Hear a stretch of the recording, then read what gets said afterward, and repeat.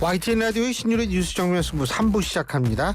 월요일부터 목요일, 그러니까 오늘까지죠. 3부에서는 오늘 하루에 있었던 뉴스 중에서 가장 중요한 뉴스들, 간과해서는 안 되는 뉴스들 콕콕 집어서 정리해드리는 정면 브리핑. 내일은 1부에서 보내드립니다. 자, 오늘도 여러분에게 그런 뉴스를 전해드릴 김영민 아나운서 나와 있습니다. 안녕하세요. 네, 안녕하세요. 이야, 아까 눈 오는 거 봤어요? 네. 헉, 무섭게 내리던데요. 무서운 정도 아니, 나 진짜 지하철에 들었는데 올라왔는데 앞이 안 보이더라고요. 그 정도였어요? 그 정도로 왔었어요. 지금은 그쳤죠. 지금은 안 왔어요. 네, 지금은 그쳤는데 야, 그렇게 그러니까요. 근데 분명하게 그 정도로 많이 내린다고 얘기를 하지 않았는데 오늘 그렇게 눈이 많이 올 줄은 저도 몰랐거든요. 오기는 온다 그랬었어요. 맞아요. 근데 특히 이번 겨울에 내리는 눈이 진짜 무섭게 내리는 것 같아요. 방금 들은 뉴스 하나만 말씀드려야 되겠어요. 네. 여러분, 국제신용평가기관 3대 평가기관 중에 하나죠. 피치사가요. 우리나라 등급을 AA-로 지금 유지했다라는 것. 그리고 등급 전망은 안정적으로 평가했다라는 그런 뉴스가 방금 들어왔습니다. 이게 왜 그렇게 중요하냐 하면 실제적으로 그 계엄 때문에 그쵸. 우리나라가 이게 대외 신인도에 상당히 영향을 미치지 않나 걱정을 했는데 정말 아주 다행스럽게 지금 국가 신용 등급이 유지가 됐다라는 거. 야, 이거 정말 다행스럽습니다. 이건 저는 솔직한 얘기로 순전히 우리나라 기업들 덕분이라고 봐요. 지금 우리나라 기업들이 각계 전투를 벌이고 있는 거거든요. 아니 네. 진짜 그렇게 각자 알아서 이게 하는데 그래도 참 우리나라 기업들이 좀 믿음직스럽게 보이는 게 그리고 그 얼마 전에 손정의 소프트뱅크 네, 회장. 그 회장이 미국에 가서 그 트럼프 대통령하고 같이 뭐 스타게이트 프로젝트인가 뭐 그거 한다고 그랬잖아요. 그거 우리나라 없었잖아요. 그런데도 그 우리나라가 어쨌든 기업들이 각계 전투를 벌여가지고 네. 그 챗GPT 그쪽 오픈AI 회사의 회장도 오고 그래서 우리나라도 거기에 최소한 어느 정도는 좀 이 이름을 올릴 수 있게 되지 않을까라는 생각을 하게 되기 때문에 이런 것들이 사실은 또 이 기업들 덕분이라고 얘기하면 뭐 굉장히 그 마음 안 좋게 생각하시는 분도 간혹 있으실 수는 있지만 하지만 기업들 덕분이에요. 진짜로.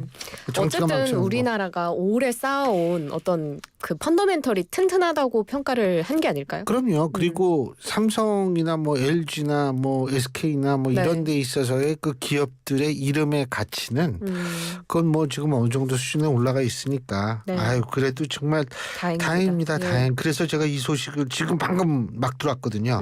정말 다행스럽다 이런 생각이 들었는데 그런데 대왕고래 1차 탐사 시추 경제성이 없어 보인다라는 소식이네요. 이거는 좀 안 그렇죠?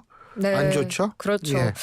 일단 오늘 오후에 들어온 소식인데요. 예. 이 대왕고래 프로젝트에 대한 1차 탐사 시추가 있었죠. 지난해 12월 20일부터 47일간 이 시추선인 웨스트 카펠라호를 이용해서 1차 시추를 했었는데 이 결과를 정부가 오늘 발표했습니다. 예. 대왕고래 1차 시추 관련한 백브리핑이 있었는데요.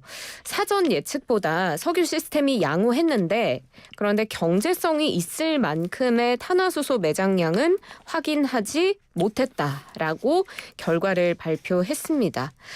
대왕고래를 생산 광구로 전환할 만한 가스 포화도는 발견하지 못해서 현재로서는 경제성이 있는 가스전으로 보긴 어렵다라는 설명입니다. 그러면 이제 추가 탐사도 안 하는 거예요? 대왕고래에 대한 추가적인 탐사 시추가 이루어질 수 있을까라는 질문이 있었고요. 여기에 대해서 정부 관계자는 대왕고래 이게 하나의 연결된 구조라고 봤을 때 1차 시추에서 거의 전체 구조를 다 본 거나 마찬가지다라고 했습니다. 그래서 대왕고래 가스 포화도 높지 않으니까 추가적인 탐사 필요성 크지 않을 것으로 본다라고 회의적인 답변을 했는데요. 그렇지만 아직 우리나라가 산유국이 될 수 있다라는 그 희망의 불씨가 아예 꺼진 것 같진 않습니다. 저류층과 덮개함의 두께, 공급률 등은 예상보다 결과가 좋았기 때문에 지금 이 대왕고래가 아닌 유망 구조가 또 여러 개가 있잖아요. 이 다른 나머지 6개 유망 구조는 글로벌 메이저 회사들의 투자를 받아서 투자 유치에 성공하면 시추가 진행될 것이다. 라는 희망적인 이야기도 전했습니다. 그러면서 이런 이야기를 합니다. 원래 자원 개발을 할 때 첫 시추 때 성공할 확률이 맞아요. 희박하다. 그렇잖아요. 사실 많은 돈이 맞아요. 투자가 돼야 예. 하는 사업이기도 하고 그래서 1차 시추 결과가 지금 경제성이 없다라고 나왔기 때문에 긍정적으로 앞으로의 투자에 영향을 준다라고 보긴 좀 어렵지만 지금의 결과를 잘 활용해서 앞으로 있을 시추 작업의 리스크를 좀 줄일 수 있고 투자 유치를 성공적으로 마무리할 때까지 정부가 계속해서 신경을 쓰겠다라는 입장을 밝혔습니다. 하지만 우리에게는 마귀상어가 있습니다. 마귀상어도 있죠. 예, 그렇습니다. 아니 이거 왜 근데 이름들이 전부 그래요. 그 마귀상어 좀 이게 앙증맞고 이쁜 거 이런 거 좀 하면 안 아기상어 돼요? 어때요? 아기상어. 아기상어. 그거 좋죠. 그런 거 앙증맞고 귀여운 거 근데 마귀상어? 아유. 아니 근데 가스가 우악 이렇게 나와야 되니까 그런 거 그러니까 좀 아니에요? 이렇게 공포심, 크고 막 마귀 뭐 이런 거 이거 뭐 폭발적이고. 악마상어라 그러지 그러면은? 네? 영어로 고블린을 해석한 게 그 마귀더라고요. 그렇군요. 네. 우리는 하여간 마귀상어가 이게 또 대박을 치면은 뭐 괜찮죠. 뭐 계속 좀 이런 거 마귀상어든 뭐 악마상어든 이런 것들이 좀 많았으면 좋겠어요. 예. 자 그리고 미국 얘기인데. 그 트럼프 미국 대통령에 대한 탄핵 발의 가능성이 있다고요. 이 사람 이거 취임한 지 이제 얼마 안 됐는데. 그렇죠. 그죠? 사실 정확하게 따지면 탄핵안이 발의될 가능성 자체는 굉장히 적은데 이 탄핵안을 발의하겠다라는 말이 취임한 지 한 달도 안 돼서 나온 건반으로도 굉장히 많은 사람들이 주목을 할 만한 뉴스인 것 같습니다. 미국 민주당의 연방 하원 의원이 이 도널드 트럼프 대통령의 그 팔레스타인에 있는 가자 지구를 소유하고 우리가 장악하겠다 이 발언에 대해서 이게 결국에는 이름만 다른 인종 청소가 아니냐라고 맹비판하면서 탄핵안을 발의하겠다라고 한 건데요. 사실 이 가능성이 크지 않은 이유는 대통령 탄핵 절차 미국은 하원에서 과반수가 찬성하고 상원에서 3분의 2 이상이 찬성할 경우에 통과가 되는데 지금 아시겠지만 상하원 모두 미국은 공화당이 다수당이기 때문에 민주당 측의 이런 주장이 실현될 가능성 자체는 굉장히 낮습니다. 앞서서 트럼프 일기 때도 의사당 폭동 사태 때도 탄핵 소추에 대한 이야기가 나왔지만 이것도 하원은 민주당이 다수당이었으나 상원이 이제 공화당이 다수당이어서 그때도 모두 기각이 된 바가 있습니다. 그럼 민주당에서만 대통령에 대한 탄핵 목소리가 나오느냐? 그건 아닙니다. 공화당 내부에서도 좀 우려 섞인 목소리가 나오는데요. 케빈 크레이머 미 상원 의원 공화당 소속입니다. 이 사람은 가자지구 점령과 관련해서 우리가 할 수 있는 유일한 방법은 가자지구에 초청이 있을 때만 가능하다고 생각을 한다. 따라서 미국을 파견하는 건 말이 안 된다라는 부정적인 입장을 밝히기도 했습니다. 전 이거 보면서 트럼프는 아마 무슨 바닷가 이런 것만 보면 다 그 컨도미니엄 같은 거 이렇게 세워두면 잘 나갈 것 같다. 이런 생각만 하는 것 같다 그런 생각이 드는데 근데 그런 트럼프를 백악관에서는 지금 옹호하고 있죠. 그러니까 이게 자기 진짜 측근들만 심어놔서 이러는 거예요. 네, 일단 트럼프 대통령 당사자 역시도 여전히 뜻을 굽히지는 않고 있습니다. 백악관에서 이 가자지구 구상에 대한 국제사회 반응 어떻게 생각하느냐 이런 질문을 받고 모두가 그것을 사랑한다, 환영한다라는 이야기를 한 건데요. 그런데 뭐 후속 질문이 이어지자 거기에 대한 구체적인 답변은 피하면서 아직은 적절한 때가 아니다라는 답을 합니다. 그리고 그 백악관 측 인사들 역시도 트럼프의 의견을 엄호하고 있는데요. 캐롤라인 레빗 백악관 대변인 이 사람 굉장히 그 좀 젊은 여성 대변인이면서 트럼프의 최측근으로 분류가 되고 있는데 언론 브리핑에서 이런 이야기를 합니다. 트럼프 대통령은 틀에 박힌 사고방식에서 벗어나서 이들이 풀 수 없다고 주장하는 문제를 해결하는 비전 있는 리더다라고 이야기를 했고요.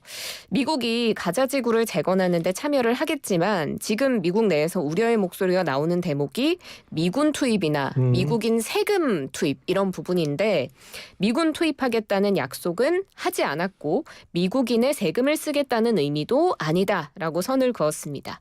또 마코 루비오 미 국무장관의 경우에는 트럼프 대통령이 가자지구 재건을 책임 책임지겠다라고 제안한 것이고 이는 매우 관대한 조처였다라면서 트럼프의 입장을 역시나 옹호했습니다. 근데 거기 사는 주민들을 이주시킨다는 거 아니에요? 근데 우리나라도 재개발 재건축 할 때 그 다 협의가 돼야 하고 그럼 비용도 당연하죠. 지불하고 시간이 굉장히 오래 걸리잖아요. 시간이 오래 걸리는 게 아니고 네. 그 뭐 기본적으로 2-30년은 걸리죠. 그렇죠. 근데 네. 이거를 어떻게 이주를 아니 과연 그러니까 이게 그리고 본인이 원하지 않으면 어떡할 거예요? 그거. 그러니까요. 예? 거기에다가 저는 진짜 그 얘기는 맞아요. 뭐냐면 틀에 박힌 사고 방식에서 벗어났다. 이건 맞는데 이게 좀 긍정적인 방식으로 벗어났으면 좋겠다는 생각이 들거든요. 이런 트럼프식 사고를 저는 긍정적으로 평가하기 좀 힘들지 않나 모르겠어요. 이게 제가 좀 이상한 건지. 근데 확실한 거는 이게 상식적으로는 말이에요. 자, 어떤 나라 정상이 왔어요. 돌아간 다음에 저기 우리 마지막 주로 한 번 편입시키는 것도 좋을 것 같다라고 얘기를 한다거나. 네. 이게 사실 그렇죠. 이건 진짜 상식적으로 생각이 안 되는 거거든요. 파나마 운행 문제도 사실 마찬가지인데 저는 진짜 가자지구 이게 근데 이제 이런 얘기는 나와요. 트럼프의 그 미치광이 전법에 의하면 이런 식으로 가자지구를 확 질러놓으면은 나중에 협상이 굉장히 유리한 입장에서 협상을 하게 될 것이다라는 얘기는 분명히 나오는데 약간 주도권을 잡기 위한 발언 하여간 어떤 건지는 모르죠. 근데 주도권은 분명히 이런 식으로 나오면 잡는다는 거예요. 그러니까 처음 나올 때 너무 기가 막히게 나오면 막 관세 얘기도 결국 비슷한 이유 아닌가요? 근데 관세는 중국에 아마 지금 물리기 시작했을 거예요. 네, 중국에 대해서. 그리고 중국에서 오는 우리나라식으로 얘기하면 택배. 네. 예? 그 왜 거기 그 싸게 파는 그 중국 그렇죠. 태 거시기 알 거시기. 알땡. 그런데 여기에서 물건 사시면 그것도 관세 물리기 시작한다는 거 아니에요. 그래서 그거는 모르겠는데 멕시코는 하여간 한 달 유예한다고 했으니까 그거는 좀 지켜봐야 될 것 같고. 자, 근데 지금 인권위원회 여기 우리나라 국가인권위원회도 좀 주목할 필요가 있을 것 같은데 윤석열 대통령의 방어권 보장 관련 안건을 다시 상정했다고 하는데 이게 뭐죠? 네, 다음 주 월요일 10일에 국가인권위원회가 윤석열 대통령 탄핵 심판 방어권 보장을 권고하는 안건을 전원위원회에 다시 상정을 해서 논의를 합니다. 원래 앞서서도 한 2번 전원위에 상정이 됐는데 직원들과 시민단체의 반대에 부딪혀서 모두 파행이 된 바 있습니다. 이번 안건에는 새로운 내용이 추가됐는데요. 비상계엄은 고도의 통치 행위다. 이 내용이 포함이 됐습니다.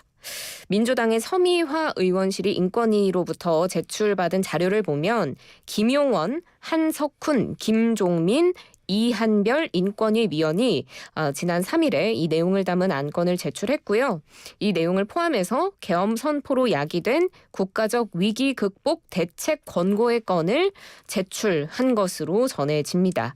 이 비상계엄 선포에 대해서 헌법이나 법률에 위반되는 것으로 명백하게 인정될 수 있는 특별한 사정은 없다. 사법형 탄핵 제도를 채택하고 있는 우리나라의 법제 하에서는 헌법재판소가 그 계엄 선포의 요건 구비 여부나 또 선포의 부당을 판단할 권한이 있는지 근본적인 의문이 제기된다라고 이들은 주장하고 있습니다.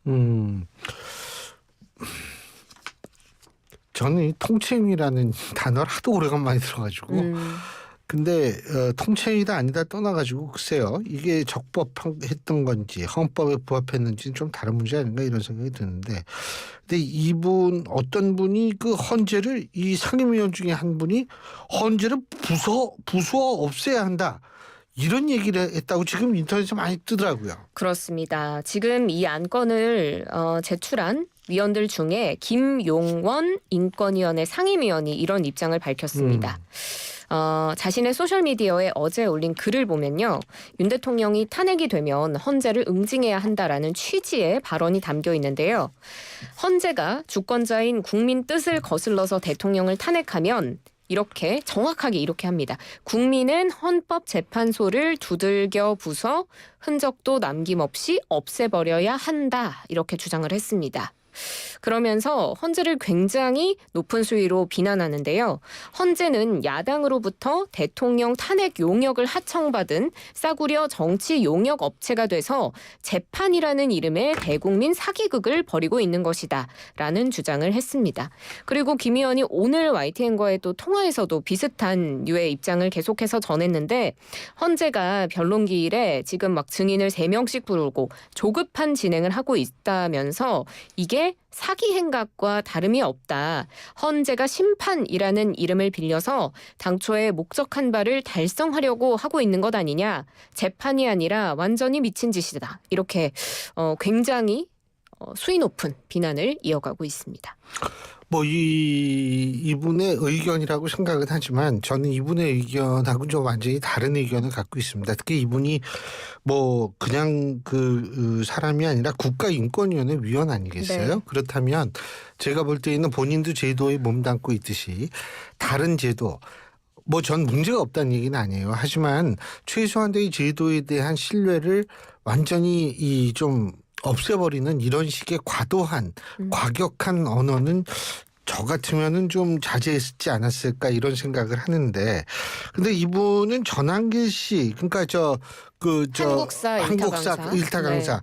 이분에 대한 무료 변론도 하겠다고 나섰네요. 네, 지금 전한길 씨도 헌재를 굉장히 비판하고 있잖아요. 예. 그래서 김 의원이 전 씨가 이를 통렬하게 비판을 해주니까 내가 너무 고마워서 눈물이 날 지경이다. 라고 전한길 씨를 옹호합니다. 그러면서 전 씨에게 절대 쫄거나 무서워하지 말라.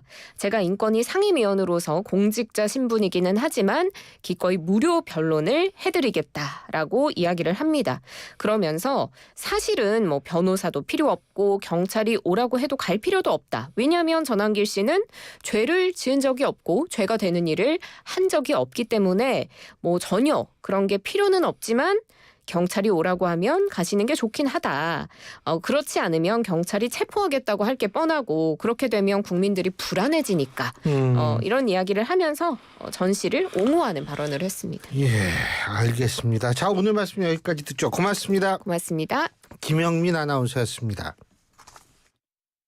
놀이공원에 사는